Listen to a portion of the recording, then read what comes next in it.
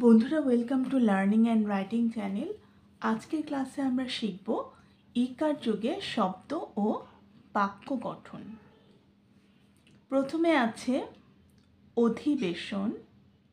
ইকার যোগে প্রথমে আছে অধিবেশন। সংসদের শীতকালীন অধিবেশন শুরু হয়েছে। এরপরে বাক্য আছে কি?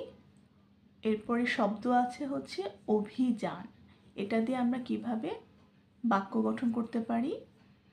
পর্বতারোহীরা একটি দুঃসাহসিক অভিযান শুরু করেছে। এরপরে শব্দ হচ্ছে প্রতিনিধি। তিনি এই সংস্থার একজন প্রতিনিধি। এরপরে হচ্ছে নির্মাণ। পদ্মা সেতুর নির্মাণ কাজ শেষ হয়েছে। নিরাপদ। রাতে একা চলাচল করা নিরাপদ নয়। হিমালয়।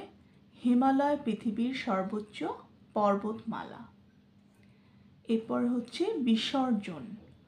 দুর্গাপূজার শেষে প্রতিমা বিসর্জন দেয়া হয়।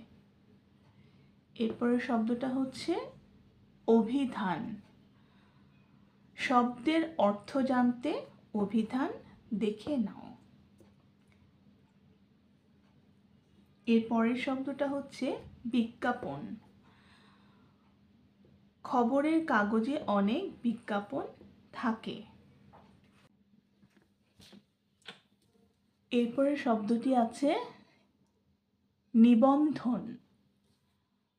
ভর্তির জন্য নিবন্ধন করা আবশ্যক।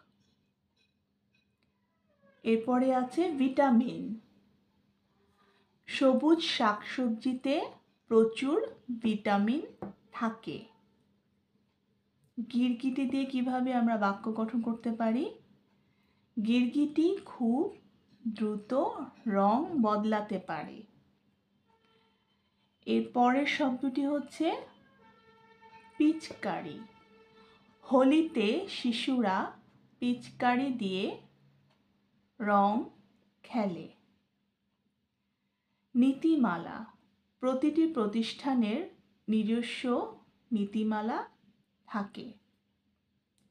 এরপর হচ্ছে দিনলিপি। সে প্রতিদিনের ঘটনা দিনলিপিতে লিখে রাখে।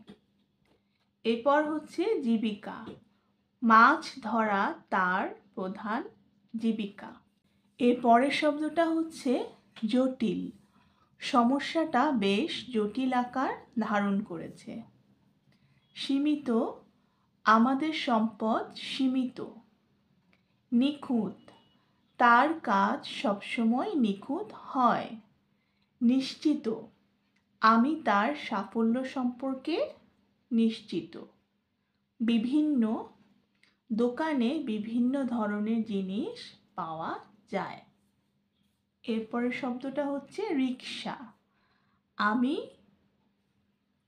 আমি রিক্সা করে বাড়ি ফিরলাম।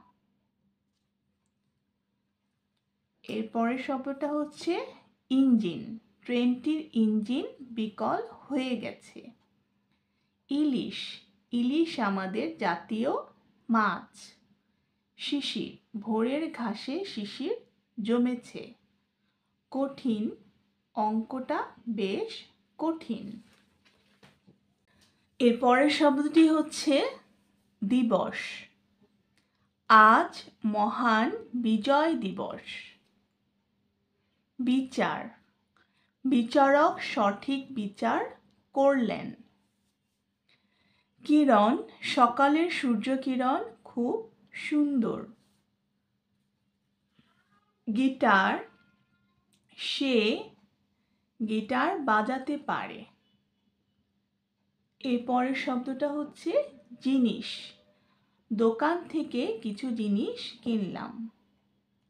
পথিক। পথিক গাছের ছায়ায় বিশ্রাম নিচ্ছে। বণিক। বণিক জাহাজে করে বাণিজ্য করতে যায়। বিশাল।